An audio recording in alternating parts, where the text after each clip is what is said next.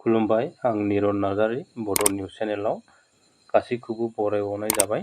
नोंथांमोननि थाखाय आं गोदान मोनसे भिडिअ लानानै फैबावबाय। अन्नानै जेन' भिडिअखौ जोबजासे नायो खावलायनाय जाबाय। आरो चेनेलाव गोदानब्ला अन्नानै चेनेलखौ साबस्क्राइब खालामना हो आरो नोंथांनि लोगोफोरनोबो शेयार खालामना हो, जेन' नोंथांमोननि हेफाजाब मोननानै आं सानफ्रोमबो भिडिअ लाबोनो हानाय बादि। दानिया फैदो दिनैनि मोननैसो खौराङाव। सेथि खौरां, बड'लेण्डनि राजधानी क'क्राझार सोहोराव क'क्राझार आर.एन.बि. सिभिल देहा फाहामसालिनि लांगोनायाव मोनसे ड्रामा दिन्थिफुंनायखौ नुनो मोनदों।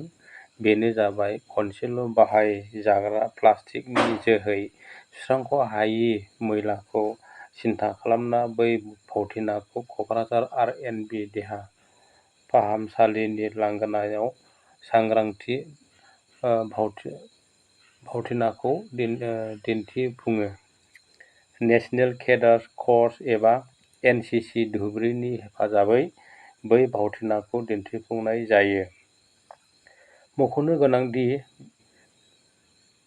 बे हाबाफारियाव क'क्राझार मिउनिसिपेल बर्डनि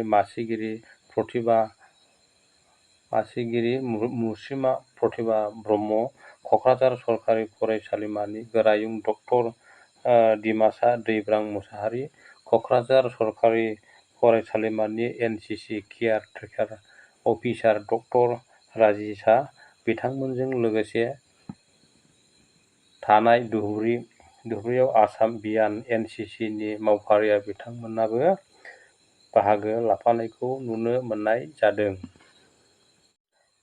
नैथि खौरां, बे साननैसोआव खौरां बिजोंफ्राव नुजानाय बाक्सानि 21 नं.